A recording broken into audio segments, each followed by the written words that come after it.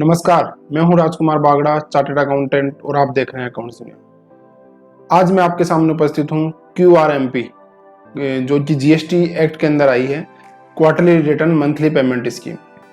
ये स्कीम पे अपन पूरी तरह बात तो करेंगे ही, लेकिन उससे पहले अपन इस स्कीम के बारे में कि इसके पीछे, ये स्कीम लाने के पीछे क्या मोटिव रहा है या क्यों लेके आई गई, उसके बारे में बात करेंगे। और इसी वीडियो के अंत में मैं आपको कुछ पॉइंट्स भी बताने वाला हूं, जिसको आपको इवेल्युएट करके ये डिसाइड करना है कि आपको QRMP में जाना चाहिए या नहीं जाना चाहिए, किस प्रकार से आपको अपना बिजनेस आगे रन करना है।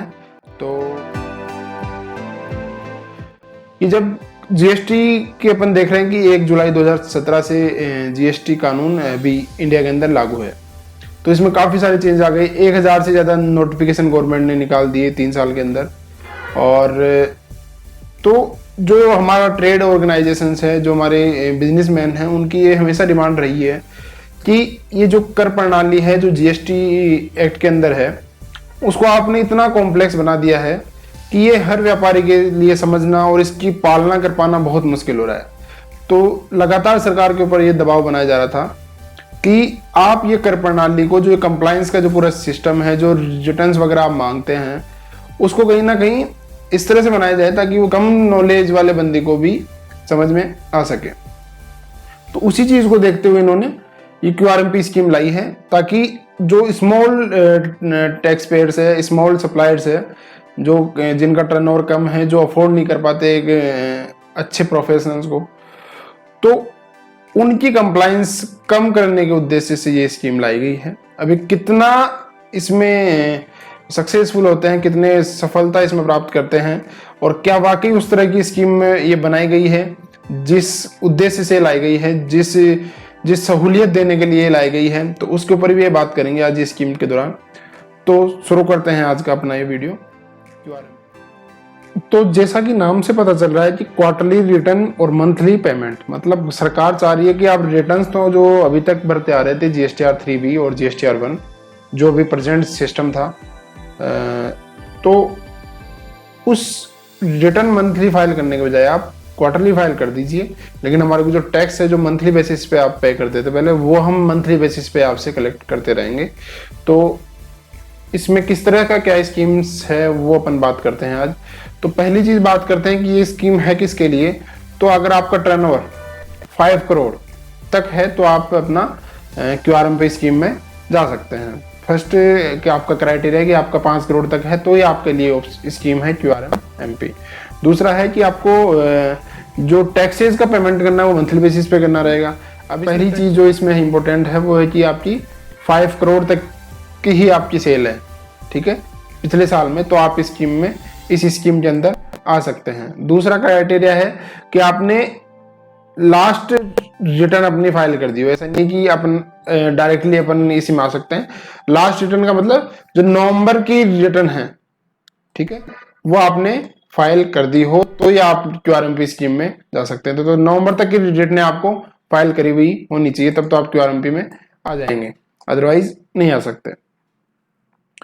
तीसरा है कि ये लिया कब जा सकता है, क्योंकि एक ऑप्शनल स्कीम है, कोई कंपलसरी नहीं है, हर किसी ट्रेडर के ऊपर कंपलसरी नहीं है कि आप QRMP में जाओगी।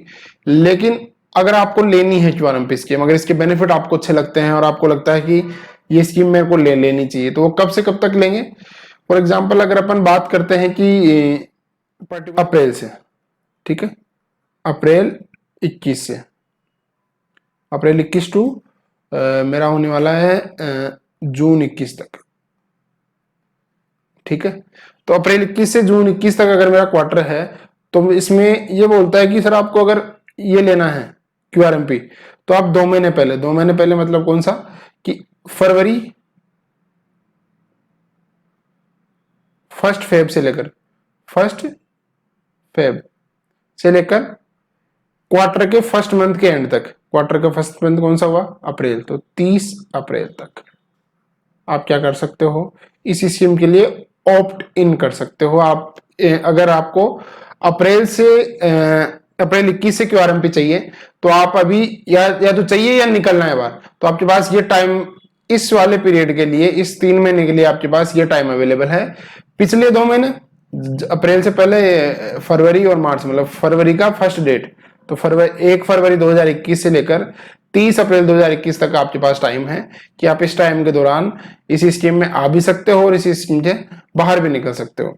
दूसरी चीज है कि एक बार जो एक्सरसाइज कर लिया आपने ऑप्शन, क्या इसको कंटिन्यू करना पड़ेगा? ऐसा जरूरी नहीं, ये आप हर क्वार्टर में चाहो तो चेंज भी कर सकते हो। ठीक है, तो ये चेंज किया जा सकता है, हर क्वार्टर के लिए आप चाहो तो चेंज कर सकते हो।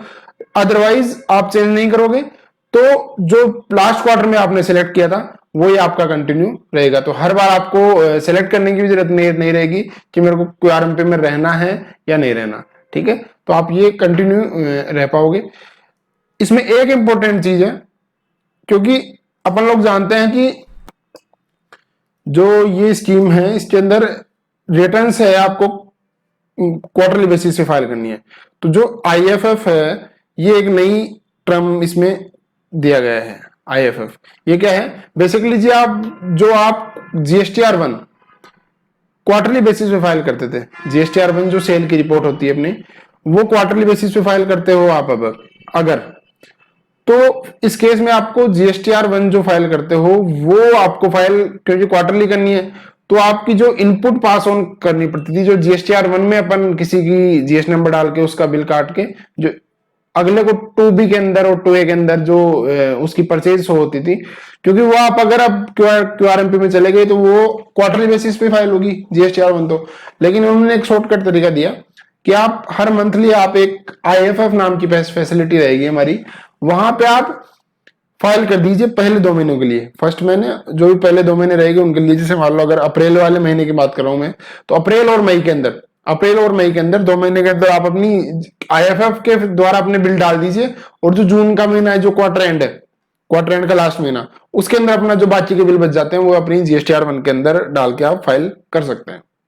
तो बेसिकली इसका मोटिव है कि आपको इनपुट पास ऑन करनी है। ठीक है, तो इनपुट पास ऑन करने के लिए रिटर्न्स जो जीएसटीआर है वो तो आपकी क्वार्टरली बेसिस पे जाएगी और आईएफएफ आप मंथली बेसिस पे डाल सकते हैं। तो ये बेनिफिट है इस स्कीम के अंदर।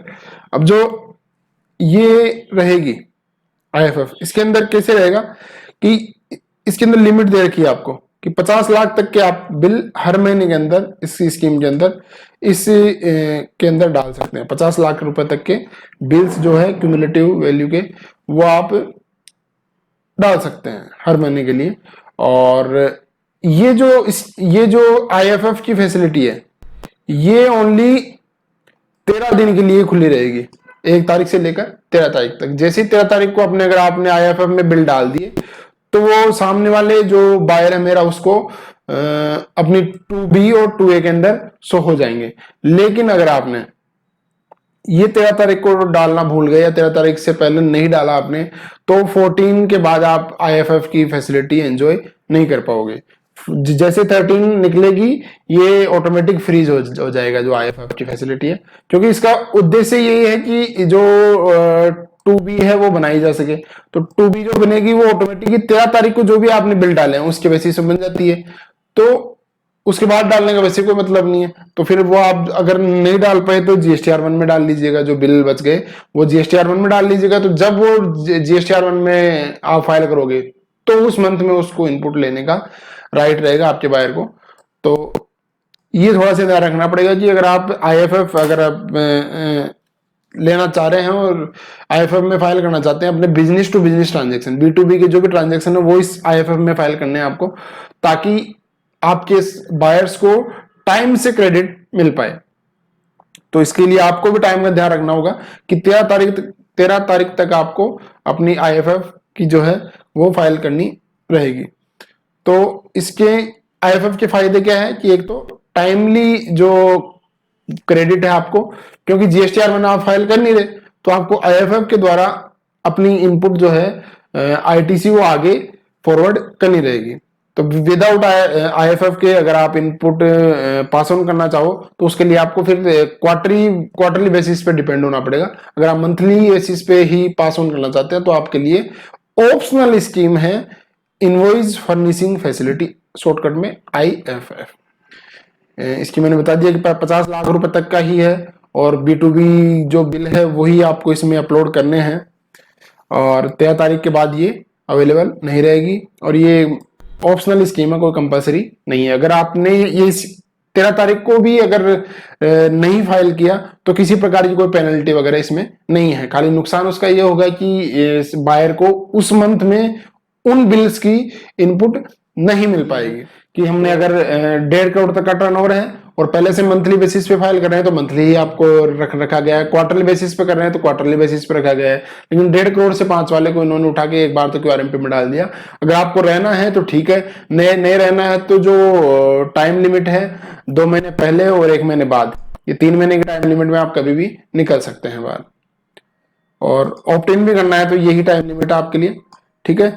और जैसा कि मैंने बताया कि रिटर्न आपको यहाँ पे क्वार्टरली बेसिस पे डालनी पड़ेगी, लेकिन आपको पेमेंट ऑफ टैक्स तो मंथली बेसिस पे ही करना रहेगा। अब 2 टाइप से है इसमें जो टैक्स का पेमेंट है, फिक्स सम और सेल्फ असेसमेंट। उसके ऊपर आने वाली स्लाइड्स के अंदर बात करेंगे। फिक्स्ड सम की पहले यहाँ पे बात कर लेते हैं कि फिक्स सम मेथड क्या है, ठीक है। तो फिक्स सम मेथड ऐसा है कि अगर आपका लास्ट क्वार्टर में जो भी आपका पिछला क्वार्टर है, अगर आपने उस लास्ट क्वार्टर के अंदर जो भी टैक्स आपने दिया हो, लास्ट क्वार्टर के अंदर जो भी टैक्स आपने दिया हो, तो उस पूरे क्वार्टर के टैक्स का 35% आप पहले 2 महीने में जमा करा दीजिए। जैसे मान लो अगर मैं अप्रैल से जून के क्वार्टर की बात कर रहा हूं, अप्रैल टू जून, तो इसमें आपको कितना जमा कराना है, जितना आपने जनवरी टू मार्च में करवाया था। जनवरी टू मार्च में मान लीजिए आपने 50,000 रुपए जमा करवाए थे कैश में, कैश लेजर की बात हो रही है यहाँ पे, क्रेडिट लेजर की बात नहीं हो रही। तो कैश लेजर में आपने मान लीजिए कि 50,000 रुपए जमा करवाए थे, तो आपको 50,000 का 35%, 50,000 का 35% जो है वो फर्स्ट 2 महीनों के अंदर आपको जमा कराना रहेगा। 35%। तो 50,000 का जो है 35% अगर अपने निकाले हैं तो वो होता है 17,500। 17,500 तो अप्रैल के अंदर 17,500 और बाकी का 17,500 मई के अंदर।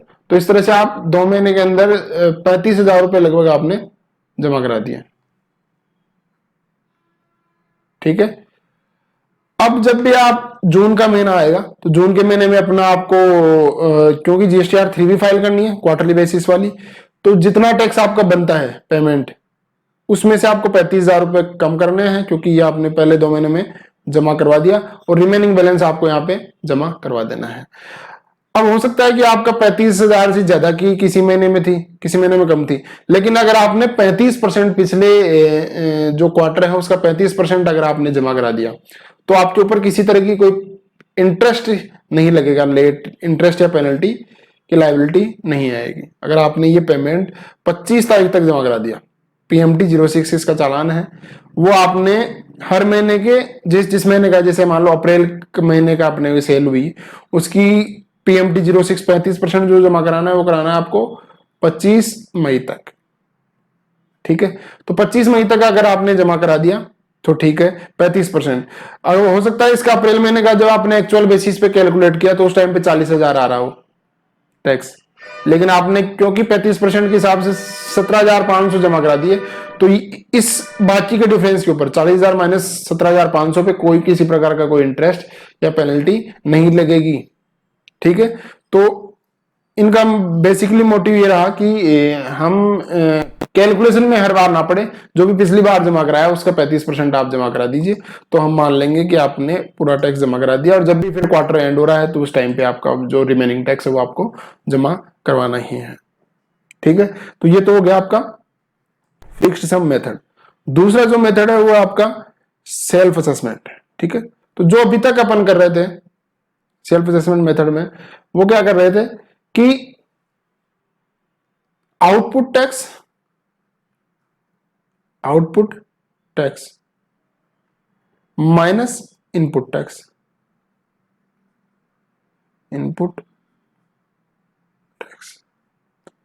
तो ये जो अपन पहले हर मंथली जो फाइल कर रहे थे जिस हिसाब से output tax minus input tax जो भी बैलेंस आ रहा था वो हर महीने मेरे को जमा करवाना था, ठीक है, तो वही अगर आपको सेल्फ असेसमेंट मतलब आपके पास आपका सेल और परचेज का डेटा तैयार है, डेटा रेडी है, तो आप सेल्फ असेसमेंट बेसिस पे जा सकते हो, जिसमें आपको ये पता है कि मेरा आउटपुट टैक्स इतनी है, जिसमें मेरे को ये पता है कि मेरा इनपुट टैक्स इतना है और मेरा बैलेंस इस महीने के अंदर, अप्रैल महीने के अंदर मेरा इतना टैक्स बनता है, तो उतना टैक्स आप जमा करा दीजिए।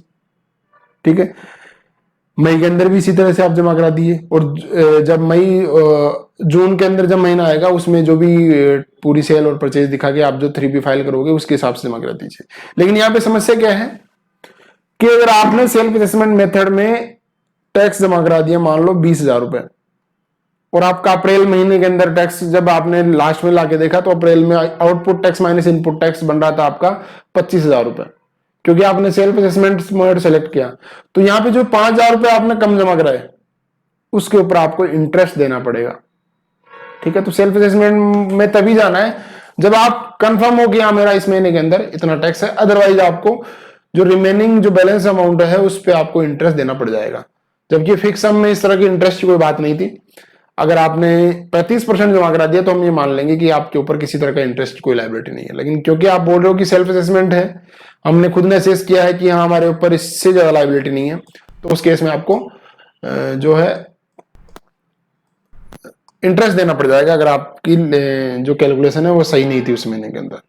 ठीक है, तो ये हमने दोनों पेमेंट के मेथड अपन ने डिस्कस किए कि QRMP के अंदर जो दो पेमेंट के ऑप्शन है, फिक्स्ड और सेल्फ असेसमेंट, उनमें क्या फर्क रहेगा। अब बात करते हैं इसके बेनिफिट्स की कि इसकी बेनिफिट क्या है QRMP के अंदर। तो पहली जो चीज है वो ये कि इन्होंने एक IFF नाम की फैसिलिटी डाल दी, जो काफी अच्छी फैसिलिटी जिसको बोली जा सकती है, क्योंकि अगर GSTR 1 अगर ये क्वार्टरली बेसिस पे रखते तो कहीं ना कहीं इनका ये जो मोटिव था कि हम क्वार्टरली बेसिस पे कर रहे हैं वो फुलफिल नहीं होता, क्योंकि जो बायर है इनके उनको इनपुट नहीं मिलती उस मतलब मंथली बेसिस पे, वो फिर क्वार्टरली बेसिस पे उनको इनपुट मिलती। तो कहीं ना कहीं इन्होंने IFF के द्वारा इस चीज को ठीक किया है कि हम आपको जो इनपुट है आपके सप्लायर्स को वो हम मंथली बेसिस पे आपको प्रोवाइड कराने का एक तरीका दे रहे हैं।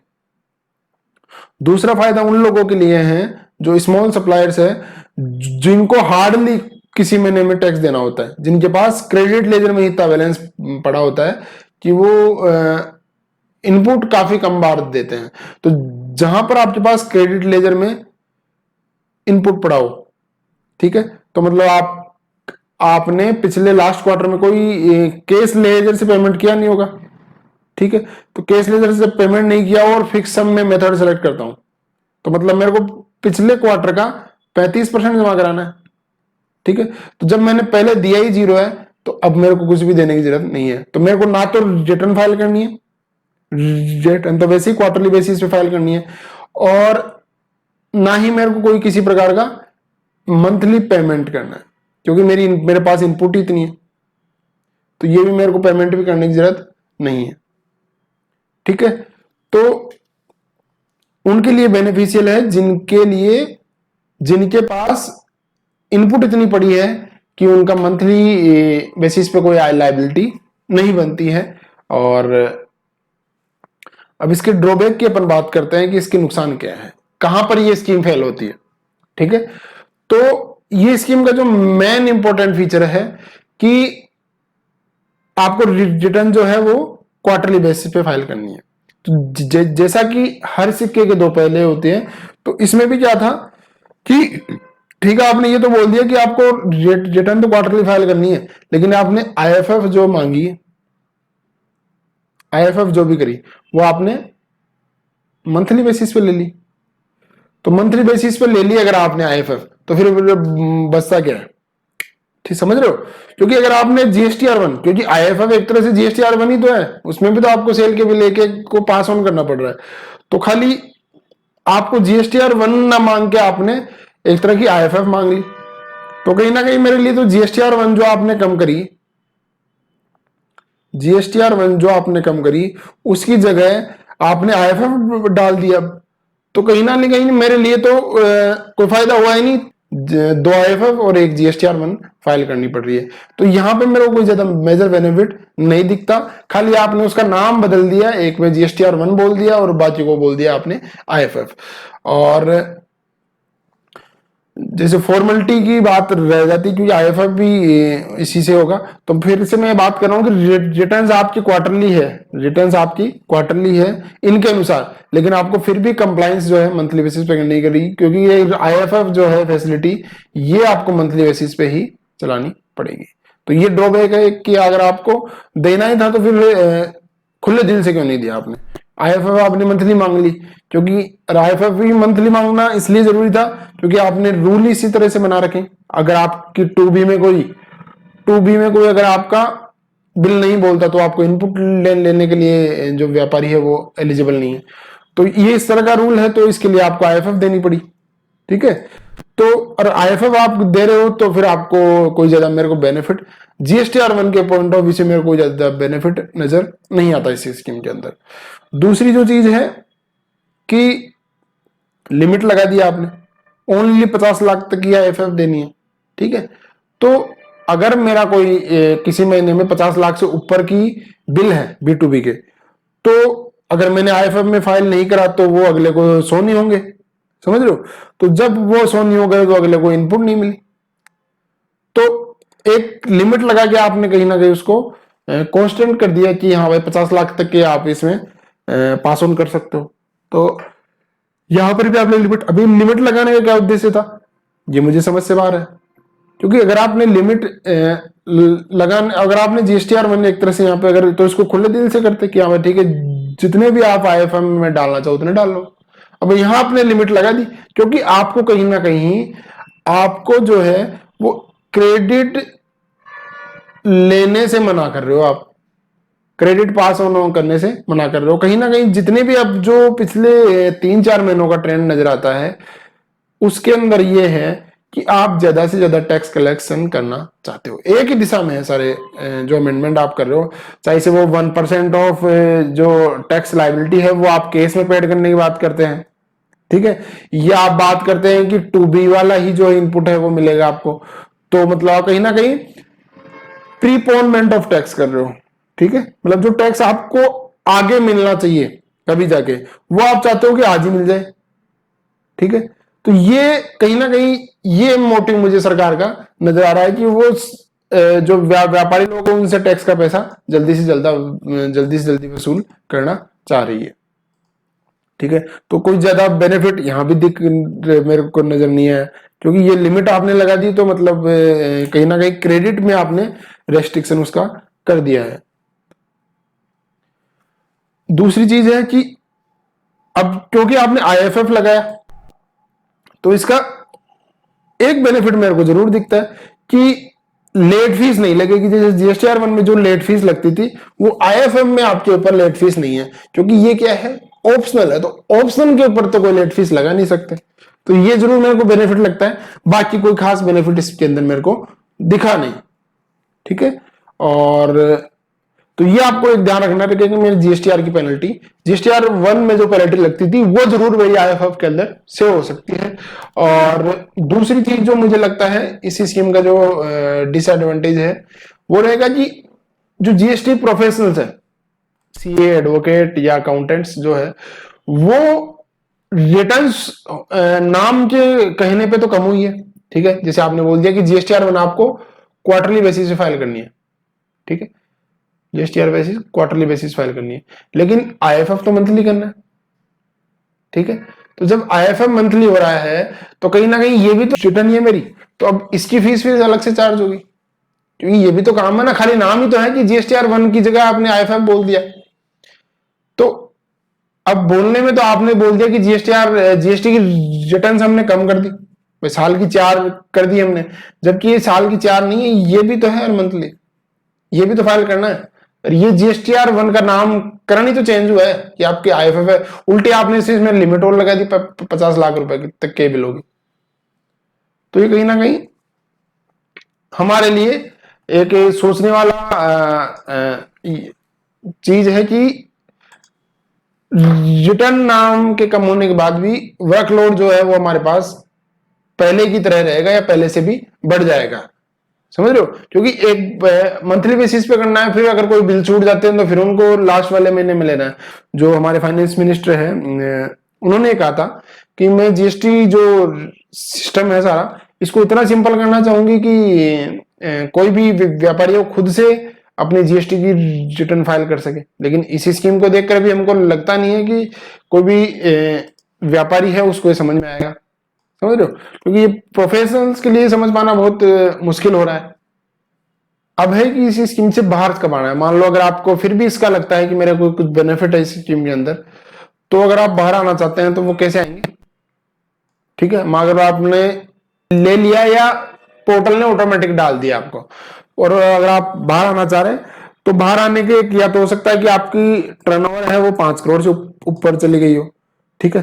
तो ये स्कीम के अंदर बेनिफिट कब बाहर कब आएंगे, तो वही है पहले वाले 2 महीने जिस क्वार्टर से आप बाहर आना चाहते हैं। मान लो मैं चाहता हूं कि अगले क्वार्टर से, अगला क्वार्टर कौन सा, अप्रैल से, अप्रैल से जो क्वार्टर एंड शुरू हो रहा है अप्रैल टू जून वाला, उसमें मेरे को आईएफएफ में नहीं रहना, क्योंकि अभी तो पोर्टल ने मेरे को जबरदस्ती डाल दिया, क्योंकि मैं पहले से ही क्वार्टरली बेसिस पे अपनी जीएसटी में फाइल कर रहा था, तो इन्होंने जबरदस्ती आपको क्वार्टरली बेसिस पे डाल दिया।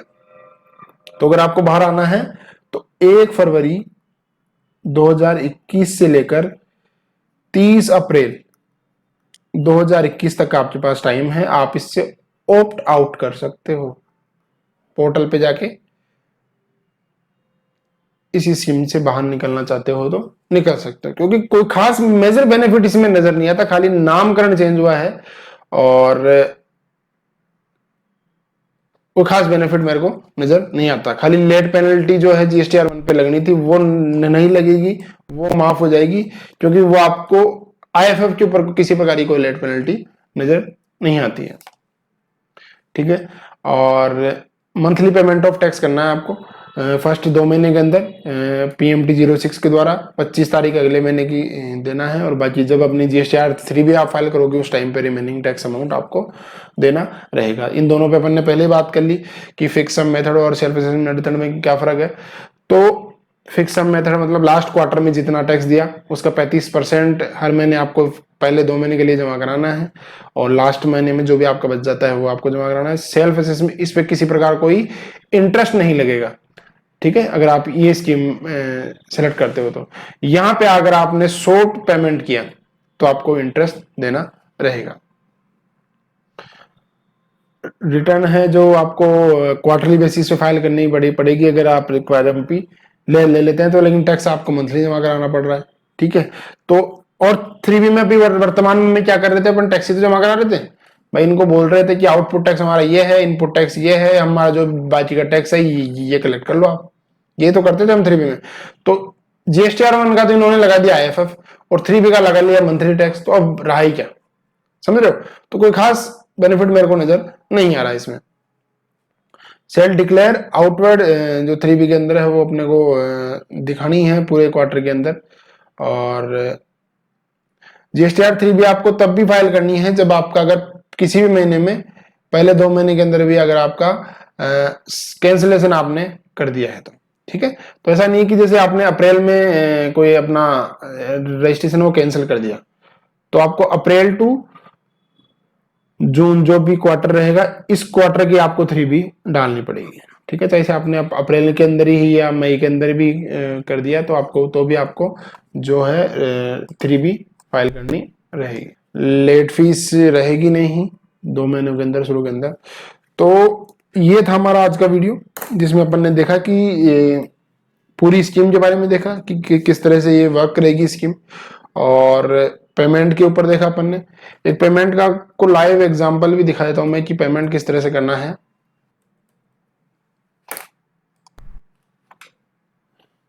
तो यहाँ पे जाने के बाद आपको सर्विसेज में जाना है। सर्विसेज में जाके यहाँ पे पेमेंट में जाके आपको जैसे क्रिएट चालान करना है। मंथली बेसिस पे आपको ये प्रोसेस फॉलो करनी है। अगर आपको जैसे पहले 2 महीने के लिए अपना टैक्स जमा कराना है तो आपको monthly payment for quarterly return ये ऑप्शन सेलेक्ट करना है। इसके बाद आपको जिस महीने का टैक्स आप जमा करा रहे हो, मान लीजिए फरवरी का जमा करा रहे हैं, तो यहाँ पे अब ये 2 ऑप्शन पूछ रहा है आपसे। ये तो है 35% ऑफ चालान, तो फिक्स सम वाला हो गया, और दूसरा ऑप्शन आ रहा है चालान ऑन सेल्फ असेसमेंट बेसिस। तो जैसे 35% करोगे, प्रोसीड करोगे, लास्ट क्वार्टर में कुछ था और आपको लगता है कि मेरे को सेल्फ असेसमेंट में जाना चाहिए, तो यहाँ जाके आप अपना अमाउंट डाल सकते हैं और यहाँ पे SGST और CGST में अमाउंट डाल के आप चालान क्रिएट कर सकते हैं। ठीक है, तो ये तो हो गया आपका चालान किस तरह से पेमेंट करना है। और यहाँ पे है कि आपको opt in for quarterly return, अगर आपको QRMP में जाना है तो यहाँ से आप अपना ऑप्शन जो है वो सेलेक्ट कर सकते हैं। तो यहाँ पे जैसे मैंने अभी 2021 के लिए बात हो रही है तो यहाँ पे सर्च किया और यहाँ पे देखो ऑलरेडी आ रहा है कि क्वार्टर 4। तो जैसा कि आपको दिख रहा है कि जनवरी से मार्च तक का जो अभी 4th क्वार्टर चल रहा है उसमें इन्होंने जो सेलेक्ट कर रखा है वो ऑप्शन है क्वार्टरली, QRMP के अंदर अपने को डाला हुआ है। अब मैं चाहता हूँ कि नेक्स्ट क्वार्टर से जो फर्स्ट क्वार्टर अगले साल का है वहां पे मेरे को मंथली बेसिस में आना है। तो मैं यहाँ पे जाऊंगा सर्विसेज के अंदर, जो मैंने खोला हुआ था सर्विसेज के अंदर रिटर्न्स में जाके opt in for quarterly return, और यहाँ जाके मैंने 21-20 से जो कि मेरे को उसमें आना है मंथली बेसिस पे। तो यहाँ पे देखो यहाँ पे मेरे पास ऑप्शन आ रहा है कि अप्रैल से लेकर जून तक का जो मेरा नेक्स्ट क्वार्टर है यहाँ पे मेरे को क्वार्टरली रहना है या मंथली रहना है। अगर आप मैं मान लो मंथली करके इसको सेव कर देता हूँ, ठीक है, क्योंकि इसका टाइम लिमिट भी यहाँ पे दिया हुआ है, देखो 1 फरवरी से लेकर 30, पिछले 2 महीने और 1 महीना इस क्वार्टर का। तो इन 3 महीनों में मैं अगर मंथली बेसिस पे अभी जो मेरे पास टाइम है तो मैं यहाँ पे सेव कर दूंगा, तो ये मेरा मंथली बेसिस पे हो जाएगा, सेव सक्सेसफुली। ठीक है, यहाँ पे आपने सेव कर दिया मंथली, आप इससे वापस से क्वार्टरली बेसिस पे करना चाहते हो तो क्वार्टरली बेसिस पे हो जाएगा। ठीक है, मतलब आप इस टाइम के दौरान में चाहो तो ऊपर नीचे कर सकते हो, चाहे से आप मंथली बेसिस पे या क्वार्टरली बेसिस पे यहाँ तो कर सकते हो। लेकिन अगर आप ये टाइम निकलने के बाद फिर आपके पास ये ऑप्शन नहीं बचता। जैसे ही आप यहाँ पे क्वार्टरली या मंथली बेसिस पे सेलेक्ट कर लोगे, ऑटोमेटिकली जो नेक्स्ट मंथ है, क्योंकि यहाँ पे क्वार्टरली क्यों आ रहा है, क्योंकि अभी वर्तमान में जो हमारा सिस्टम है वो क्वार्टरली बेसिस पे है। अगर आप एक बार इसमें फ्रीज हो जाओगे कि मंथली या क्वार्टरली, तो आने वाले जो महीने हैं, जो क्वार्टर है, वहां पर भी आपका क्वार्टरली या मंथली स्कीम ही रहेगी। लेकिन एक क्वार्टर के अंदर आप दोनों नहीं ले सकते। जैसे मान लो अप्रैल टू जून के अंदर में 1 महीना में मंथली जाऊंगा और बाकी के 2 महीने जो है क्वार्टरली बेसिस, तो ऐसा नहीं रह सकता। एक पर्टिकुलर क्वार्टर के लिए तो आपको एक कोई सा भी टाइप आपको सिलेक्ट करना रहेगा। ठीक है, तो ये था आज का हमारा वीडियो, जो मैंने आपको दोनों चीजें प्रैक्टिकली भी बता दी कि किस तरह से पेमेंट करना है और किस तरह से आपको QRMP में रिटर्न्स जो है वो मैं समझनी है। तो इससे रिलेटेड आपके कोई सवाल हो तो आप हमें बिल्कुल बता सकते हैं। आपने यहाँ तक हमारा वीडियो देखा तो उसके लिए बहुत बहुत धन्यवाद। काम हमारा अच्छा लगे तो लाइक और सब्सक्राइब जरूर कर दीजिएगा। Thank you so much. जय हिंद, जय भारत।